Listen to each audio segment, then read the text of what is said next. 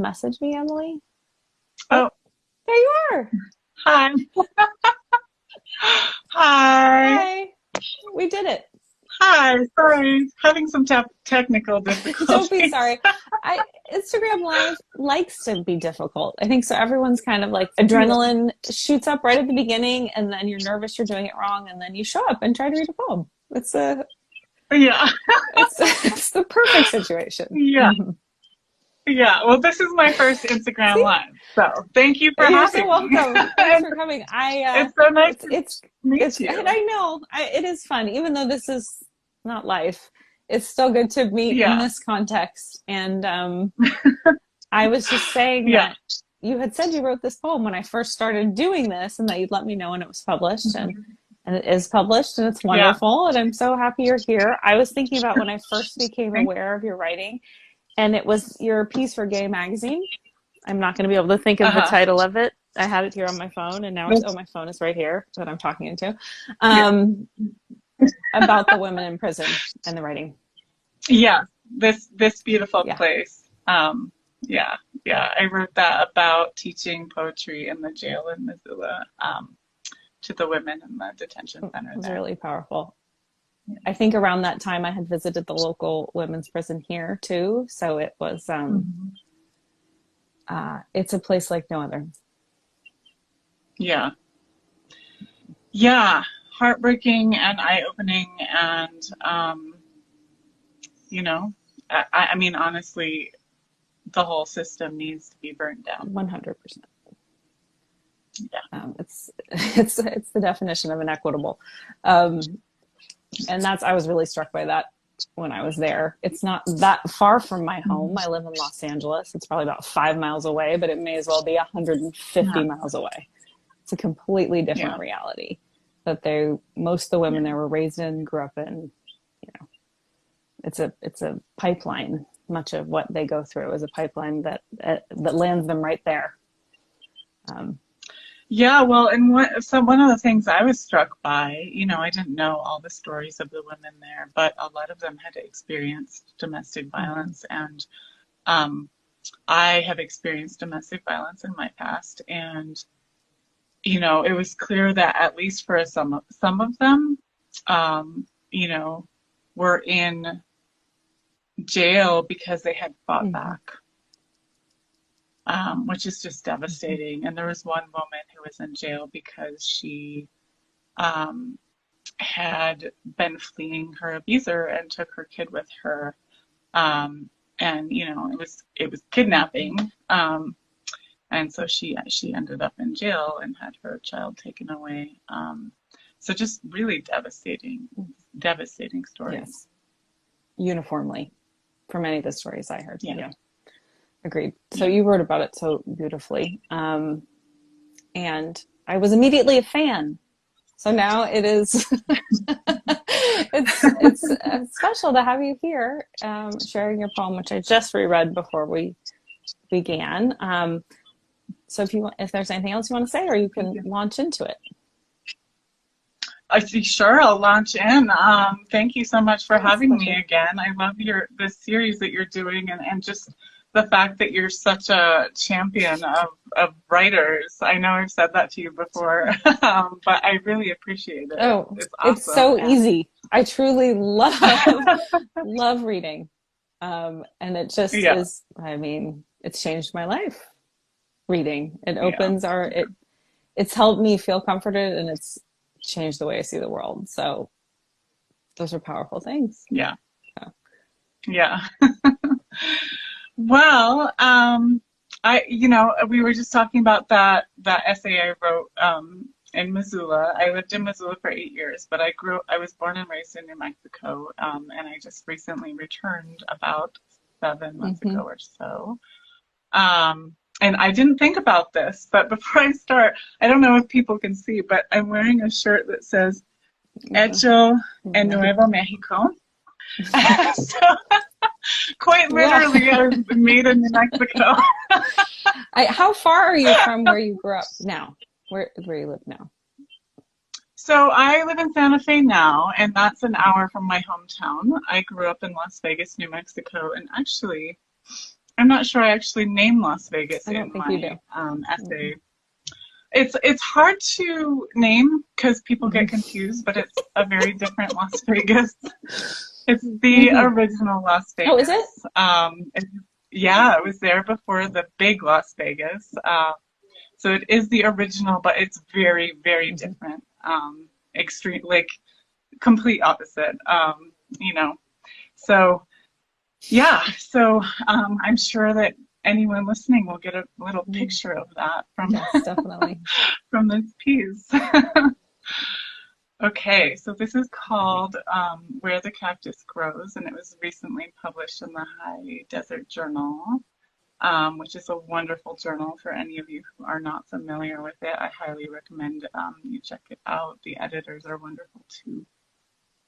So, where the cactus grows. Claret cup cacti announce themselves in everything I write. This surprised me at first, but it shouldn't have. I've been pierced more than once by their spines. When in bloom, tiny vermilion bouquets dot the dry ground. They are everything I aspire to be. Papa bartended at Sipapoo Ski Lodge. The lodge looked like it had been built in another century. Only locals skied there. Black widows lurked in the bathrooms, scuttling around the puddles left by wet ski boots. We played Pac-Man upstairs and stole packs of grape bubblicious and fireballs. There were probably black widows in our woodpile too, and brown recluses. I knew a girl who almost had to get her leg amputated because of a brown recluse. At least that's what Güero in the ski shop said. It was a name he'd claimed with good humor. My friends all had crucifixes on their walls, and the Virgin of Guadalupe was everywhere. She graced the hoods of cars, candles, blankets, and t-shirts. She smiled from men's arms and backs. She appeared on matchboxes, stamped tin earrings, and murals. She was a statue everywhere. My Girl Scout troop leader had a TV. She let us watch Rainbow Bright and Care Bears and Smurfs. One time she put on Chucky. Chucky killed everyone with a gun. The people took his batteries out, and still he could kill. They shot Chucky, but he couldn't die. The people had so much regret and terror. They couldn't take anything back. Nightmares washed over me each night like the tide. In the summertime, we picked choke cherries and rose hips on the side of our long dirt road. I ate choke cherries until my fingers looked bruised with purple and my mouth puckered. Sometimes I spent the night at Angelica's house. Angelica had two moms, one Anglo and one Hispanic. I peed in Angelica's bed once and woke with shame like a fever all over my body. Her moms brushed my ratty hair with a comb that dug into my scalp. They yanked and pulled and French braided and secured the ends with hair ties with big purple baubles on them that looked like grapes. I blinked back tears. The spring wind in the Sangre de Cristo mountains was cold and relentless and made everyone cranky. I imagined the cacti on the mountainsides hunkering down. Plastic bags whipped through the streets. Madcap tumbleweeds flung themselves across the highway. My room faced the alley. I had heard gunshots and police sirens. West Side locos and East Side locos claimed different parts of town, tagging stop signs and buildings with the windows punched out. I imagined people with guns running past my window. A gunfight, bullets rocketing into my bedroom, killing me instantly. I imagined what my family would say about me when I was dead. The arroyos were mainly dry, so we walked through them looking for signs of life beyond the shapes water had carved into stone and earth. Fossils, arrowheads, horny toads. Sometimes in the summer, the Arts Council offered art classes at the Immaculate Conception School. We painted poems along the river walk to cover the graffiti. Graffiti spread like weeds across our poems. Most summers, outdoor watering was forbidden unless we used rain barrels or gray water. In the backyard, packed dirt. In the front, a few yuccas and a juniper bush. They could survive anything. July thunderstorms came just when we thought we'd never see water again. Clouds gathered in billowing piles, white turning to gray, turning to black before they ripped open to release a hard, cold downpour. We ran into the street, faces tipped toward the sky. On Christmas Eve, we traveled over Holman Hill, through Mora, and up over U.S. Hill to get to Taos for the Pueblo bonfires and procession to the church. We drank hot cider and stood as close as we could to the fire, listening to the heartbeat of the booming drums. Once, I walked through Lincoln Park toward the gazebo that smelled like urine. A low rider slowed on the other side of the park, and a gun appeared through the passenger window, aimed at a man on the sidewalk. I froze. The men shouted. Finally, the car revved and sped off. I kept walking towards my friend Erin's house, heart in mouth, hoping she was home. On the 4th of July, we gathered at Carnegie Park to watch the parade. A mariachi band played from one float, flamenco dancers danced in the street, and men dressed like Spanish nobles from old Europe rode by on horses. The yellow flag with red zia fluttered from floats. It was harder to spot an American flag. I bought purple Doc Martens at Hot Topic in the Linda Vista Mall in Santa Fe. A rainbow seatbelt belt, too, and so on red lips that read, "Kiss my patch," which I affixed to the back pocket of my ripped-up jeans. Sarah taught me how to steal compacts and mascara at Walmart. You couldn't take the stuff with the raised foamy barcodes, just stuff with regular stickers. She showed me where the cameras were and how to turn my back. I eyed the shoplifting warning sign uneasily when we left. Sarah lived in the Enchanted Hills trailer park. It was way closer to our middle school than my house, so we'd cut behind Walmart and hop through the hole in the fence. She had TV and I didn't. We binged on Little Debbie snack cakes and Twinkies and watched Saved by the Bell and Smells Like Teen Spirit on MTV. Like the town, our school show choir was stuck decades in the past. We sang Everly Brothers medley and Grease medleys and did jump turns on wobbly risers, playing our jazz hands. Our friend group consisted of all the people who were too uncool to fit in with the skaters, jocks, ranchers, or nerds. We were the misfits and wannabes. When we were bored, we sneaked through dry culverts with flashlights to avoid anything slimy or dead. We hoisted ourselves up onto windowsills and climbed onto roofs of buildings on the tiny university campus. Sometimes campus security would spot us and put their lights on. We shimmied down the building on the side opposite from where they parked. Then we ran. Saba was tall like me, dyed her hair bright red, and hung out with the skaters. Mr. King intercepted my note to her one day in English class. He always read students' notes out loud, and he was triumphant when he grabbed mine. He hadn't caught me all year. Saba and I smirked at each other as he unfolded it. We'd written it in code. His face darkened. "I'll read it later," he muttered. We saw it as payback for making us watch his daughter's toddler pageant videos. The summer that Selena and Titanic came out, I almost lived at the drive-in. I memorized the lines and the songs. My Heart Will Go On and Como Una Flor became my soundtrack for the summer and for the years that followed. Such tragedy, such romance. Abe Montoya went to my high school. Cruising one night the way I often did with my friends, he sped up. Police lights came on. Scared, he drove faster. They sprayed bullets at him through the back window. Later, the city named a rec center after him. I've always loved cottonwoods and the shade of their broadleaves. I favored one tree more than others. Massive and stalwart, it graced the banks of the Cainas. Its low, almost horizontal branches offered a place to sit. Sometimes I felt like the tree knew me better than anyone, better than I knew myself. Sunday was pancake morning.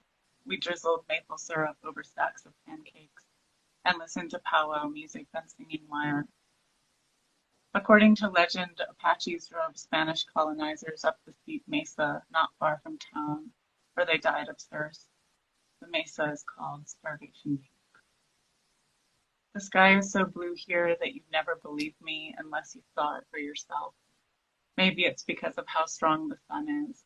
The light like practice fine, piercing, and Yay! Thank you. That was beautiful. Um, yeah. what was the experience like of right? What made you first of all drew you to this to telling the story in this way, and then what was it like writing your poem? So I wrote this. So when I lived in Missoula, one of the many things I did was I taught poetry in the schools, and I noticed that you had referenced a different Prompt. source for kind of the inspiration behind the series that you're doing. But Joel Brainerd has a like I remember poem that he wrote. He kind of developed this idea for the I remember poems in the 70s or something, and it's something that a lot of poetry teachers Oh, use, cool. I think. And so I went in two directions with it when I would teach poetry in the classrooms in the public schools in Missoula, and I would teach I remember or where I'm Mm-hmm. from poems. And so that was kind of just in the back of my mind as I wrote Mm-hmm. this. And it did start out with I am Mm-hmm. from. Every line started that Mm-hmm. way. And it wasn't until the editing process that I went back through and kind of removed that repetition, which can sometimes be great, and I really enjoy that too. But I just was playing around with it and came up with this version for myself.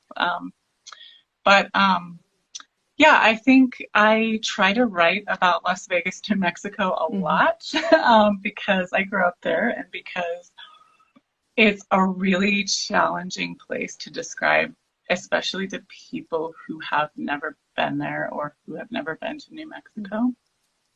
New Mexico is a very unique place. Mm-hmm.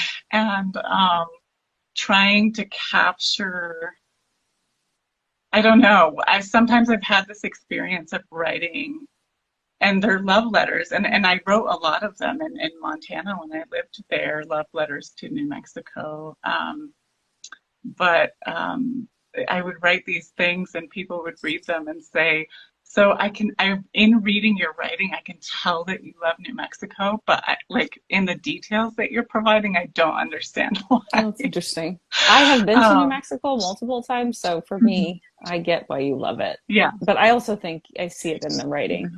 But I can see that that's a Hmm. challenge too, because it's not just topographically or, the mountains, it's the culture of New Mexico. It's very Yeah. singular.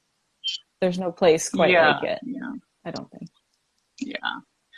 Yeah. So in this in particular, I was really trying to weave the beauty and the For violence sure. and danger, because there's both. It's both. You feel the violence, Um, right? That for me, that was, I mean, that's the biggest takeaway. And for me, like, just because, well, the story, Abe Montoya, was that his name? Yeah, mhm, that is like one of those kind of like they gut shot, where it's like, oh God, yeah. because I bet that many of us have some high school memory of violence that was unexpected. For me, it was a Yeah. boy hanging himself in his parents' garage, Mm, and life feels so full of promise at that age. And when a life yeah. exits in that way, and also the gun violence, I felt like I was exposed to some gun violence as a child, and I often Mhm, thought maybe I'd get shot, and what would people say? mhm, So that like really hit me when you mhm. wrote that, and I thought about how our children are being raised with this specter of gun violence all the time, and what does that do to them? Yeah. Because it Mhm, was mhm. it felt much rarer then. Um, Yeah. I mean, I think I was a junior, maybe junior or senior in high school when Columbine mm, happened. yeah. So, I was just about out of high school when they started, happening more frequently. But yeah, I mean, there is gun violence in Las Vegas, New Mexico. And I think it's something that was a normal part of my background. Like I really had to, like obviously this experience with my classmate Abe Montoya was shocking and horrifying, and rocked the whole community. But I would say outside of that experience, uh, it became kind of a background thing. And I didn't, I mean, despite how it might come across in this piece, I guess, I wasn't walking around in fear all the time. No, I didn't think that you were. That's not how, for me, it Yeah. was, no, for me, because I think many children have different experiences of violence as a children. And we don't walk around in fear of it all the time, but we realize the potential for it all the time. And there's a difference. And I feel like for me, this poem captured the kind of wariness or just kind of, you're not surprised. It's so hard to articulate, but I really felt like it captured that feeling of, I'm not surprised it exists, but I'm also not thinking it's going to be around every corner. It's just possible. Yeah, and it's interesting because, like I said, now I live in Santa Fe, which is an hour from Las Vegas, and even in Santa Fe, which I just think is so interesting because it's so close, I will tell people I'm from Las Vegas, and they'll be surprised, is usually the first reaction, but then also I've had a lot of comments of people being like, well, aren't you afraid to live there? Or weren't you afraid to live there? And I wasn't, and I think especially that one part where I'm writing about thinking about bullets coming through my window when I'm a kid, that actually was something that I remember from when I was like in 5th grade. And it's so interesting because my parents had moved my sister and I to Guatemala in the middle of the Civil War, right before that, when I was in 3rd and 4th grade. Okay. That's intense. And so I don't know if I was carrying forward, like, because we saw the army carrying their machine guns around all the time, and I lived in that for 2 years. But there was something more, I don't know, like it felt a little bit, even though we were in the middle of a war zone, it felt a little bit when we moved back to Las Vegas, like the gun violence was more personal. Like in the war, I was not a part of the war, but all of a sudden, in my hometown, it was like something that could happen, which is weird because I very realistically could have been shot in the jungle of Guatemala, so I don't know how to describe it, but I think it was that transition between these two different kinds of violence that really stuck out in my memory. And then after 5th grade, I don't remember having distinct memory or like distinct fears of bullets flying through the window or anything like that. It dogged me for a long time. I would just randomly be afraid someone was going to shoot me in the back, just walking along. It was just something that, and I thought, this is probably strange and I shouldn't feel this way. And yet I just did, Well, I mean, I think that's common now. Like sure. When I was teaching in the schools in Missoula, I would often enter a building and like make sure I knew where the exits were. Yeah.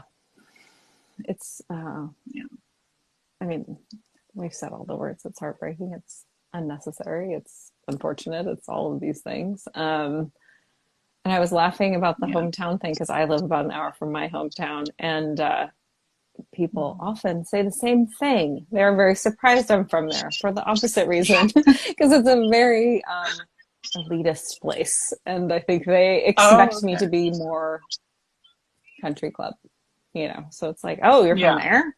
Really? Yeah. Sorry. Or good? I'm not sure. I think maybe it's a compliment. I don't know, but it's just funny how people have ideas about places and like imagine that everyone lives there as the same. I get that a lot, even just living in Los Angeles. Like when I moved from here to Colorado in high school, people were very disappointed I was not blonde. It felt like a assault Okay. on them that I was from Southern California and I was not a blonde person. It's like, sorry. Right. Um, Right. so do you think that's part of the Yeah. thing? People are surprised you're from Las Vegas too because you're Anglo or no? Oh, Yeah. definitely, because I'm Anglo for sure. And also just like I guess I mean it's a small town, and like a lot of small towns in New Mexico, um, I think the idea that someone is from there, like to begin with, like Mm-hmm. if you live in Santa Fe or Albuquerque, it's just a bigger place. There's a lot of people, but just imagining people who grow up in these little towns, I think is surprising. But it's definitely because I'm Mm-hmm. Anglo. Also, there's a pretty small Anglo population in Las Vegas. Yeah. So, yeah, Our brains work that way, I think, unless we make a concerted yeah, effort to not. You know, our brains are very yeah, quickly put things in their little squares, yeah. their little boxes. Well, and it's an interesting place, like Las Vegas, New Mexico. It's an interesting place in that. Unlike places like Taos and Santa Fe that have become very Mm-hmm. gentrified, and we'll see, I don't know, some people are predicting Las Vegas will get that way, but my whole childhood people predicted that would Mm-hmm. happen in Las Vegas, and it's been shrinking actually. I think it's about 2,000 Really? people less populated than it was when I was a kid. But I watched people come in. I watched Anglo families come in and be very excited about this small town that was in this beautiful Mm-hmm. place, and Santa Fe wasn't too far away, and all these things. And they would want to make changes, and quickly discovered that was not possible. Like, and then they would Mm-hmm. leave. And so I really think it takes a certain kind of person who is like, you know what? Like, I like this place for what it Mm-hmm. is, and I don't want to change it, and I accept, I surrender to this place. That's really something, though. I can see why people would predict that it would get gentrified because of its location and that it's held on to its identity. Mm-hmm. When, I mean, uh, I live Mm-hmm. not, well, I mean, I live a couple hours from Joshua Tree, but like the town itself had 29 Palms, and that over the past like 5, 10 years has completely um, been Yeah, gentrified with a lot of people buying second, third homes out there. And I mean, that's something you have talked about in Missoula as well. That it yeah. became Well, in Santa Fe. untenable. Like you Mhm. can't live there. Yeah, That people can't live there yeah, who are working there, which is obviously a problem with Los Angeles too. Don't get me wrong, but you know, yeah, this greater problem of like, how do we expect people to live in a way that is yeah, sustainable? And that they're yeah, not commuting 2 hours to work. You know, I know people who do that in Los Angeles, not as much now during COVID, but before. yeah, Um, yeah. and that's amazing that Las Vegas hasn't fallen to that because that's increasingly common. Yeah. Well, I mean, I think prices are rising, and housing is tight like it is everywhere. Mm-hmm. But yeah, it's definitely not as bad as, and I'm in Santa Fe right now, and it's terrible here too. I mean, the housing prices here are on par with Missoula's. Yeah. The only difference was that I was able to find a job here, which is surprising given how poor a state New Mexico is. Mm-hmm. But Montana pays, you know, poverty level wages and has the same Mm-hmm. cost of living as Santa Fe, which just doesn't work. And people there call it the scenery tax, Yeah. but you can't Yeah. you can't eat the scenery. Um, Yeah. so yeah, it just, and as a single parent, like it doesn't. I tried to stay, after grad Mm-hmm. school. but you have to be married or you have to have a bunch of roommates, which is really hard to find when you are a single parent because nobody wants a roommate with kids. Yeah. Yeah. So yeah, it's just becoming really, really untenable. Like I wrote an article before I left Missoula about all the people being pushed out of Missoula.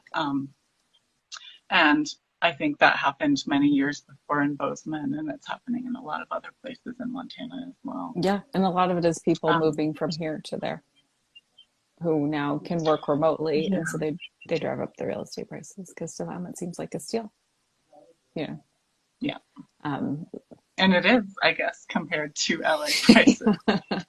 Yeah. I mean, it's just, but like with the prison system, which is where we began this whole conversation, you know, these systems, they were designed to work this way, which is to benefit the rich and not the working people. And they need to be overhauled because it's like, you know, it's only getting more untenable. And people are just surviving. And I think you see that with people not wanting to go back to work or trying to find different ways to exist because life feels very short and every day matters. I think after we've been living through a pandemic, it's like, what am I doing this for? So I don't have the answers, but. Well, and I think it's also people can't go back to work sometimes. Like I'm a writing fellow for community change. So I write about economic justice, and a lot of the huge issue for a lot of parents is childcare. Yeah. There's childcare deserts everywhere. Childcare providers are not paid enough to make it sustainable for them. And then, you know, to be able to be paid a living wage, that cost for parents is too high. So yeah, I've been writing a lot about universal childcare. Yeah, it's important. And I mean, just I think seeing this was something we were going through in our school district, in our school, just the importance of keeping schools open. And that because for some people that's without it, they can't go to work. They don't have an alternative. That's all they have. And that's an ongoing source of frustration for me, for people who won't take the necessary steps to help others so that schools can stay open. So yes, you're doing lots of good work, Emily. I am always impressed by what you're writing about and how you're writing about it. And I think what you have to say is so important. And I know that writing a book is a huge process, but I look forward to yours when it's out there in the world. Thank you. I am very excited to actually be able to spend a month on it pretty soon. I'm going to be able to take a month off work, which I'm super excited about. And your book is about climate change, what is it? Tell me. Yeah, so my book is about domestic violence and hydraulic fracturing. Sounds good. I'm in. And it's part memoir, it's part my story of experiencing domestic violence myself. And it's part the story of a community adjacent to my home community. So it's about 30 minutes from my hometown in northern New Mexico, that fought to keep shale oil out. But also what happens when white environmentalists come in and try to dictate the terms of what that looks like and why. So there was a lot of violence that happened that was beyond what the violence would have been from the oil company. And so there's a lot of layers. Yeah. And looking at that. It sounds fascinating. Yeah. And I think a memoir, I love memoirs that tie in personal experience with a larger picture. I think that's always particularly. Yeah, when I started writing this book about 8 years ago, and that wasn't as common, but it seems to be more and more of a common thing that I'm seeing, which I'm very excited I hear about. that's what they want, Emily. If that's any sort of comfort to you. Good. When I see manuscript wish lists or whatever those are called, MS, WLs or whatever it oftentimes it's like, we'd like to see you, but rooted in your space, but the reflecting on the larger world. So that's the Okay. description you just gave. And so I think it's people, because I think some people come for the memoir and some people come for the research. So hopefully you get both people, you Right. know? Yeah. So you get people who are like, oh, memoirs just about people who are sad and they're, you know, diaries or whatever, because they don't understand what it's about. And Right. but now you have something serious they can hang their hat on, so they can come and Yeah. read it. But congratulations that you get to take a month off. You've worked hard I for know. that. I'm super excited. Yes, I'm super excited. Yeah, that's wonderful. Yeah, I finally have a real job in my tiny hometown in New Mexico, and they're wonderful because they're giving me that time. So I That's so appreciate it. great. And I, as a social media friend, I am always rooting you on and seeing your updates as you made all these big life decisions. And it seems like, as a completely outside observer, that you've landed in a place that is supportive. And I'm really happy for you. And I'm grateful that's happened, because seemed like you were Yeah. working really hard to find something that was sustainable. And so I'm grateful you found it. Yeah, yeah. I thank you so much. It's been a long road, and I never would have expected it would have happened in my hometown That's in New what you said. Mexico. But When you first that's announced it, you were like, what the, yeah, what are the chances? Um, so yeah, yeah, it's wonderful. And I hope it's yeah. just kind of the beginning of great things. I expect great things. Thank you. So Thank you. That is so kind of you to say. And I so appreciate you inviting me onto your it was a series. pleasure. I was thrilled. I Yeah, mean, I'm thrilled to meet you. yeah, Use air quotes, yeah, but to meet you, and yeah. yeah, and just to hear you read your piece. I mean, it's wonderful. So thank you so much, Emily. Any last thoughts or Yeah. words before we say goodbye? Um, I don't know. I think if anyone, I mean, I don't know how many people are actually listening, but Well, we've had people come in and out, but people do watch it later too, because it's tricky to, oh, okay, so great. I'll post it right after this. So there'll be people. Yeah. I think I would say for anyone who's curious or interested, they should try to write a Where I'm From or I I Remember agree. poem, because I think even if you have complicated feelings about where you're from, which I think a lot of people do, Yes. or even if you're from a place you never want to return to, there's so much rich stuff there about where you're from, to explore that can be interesting or healing or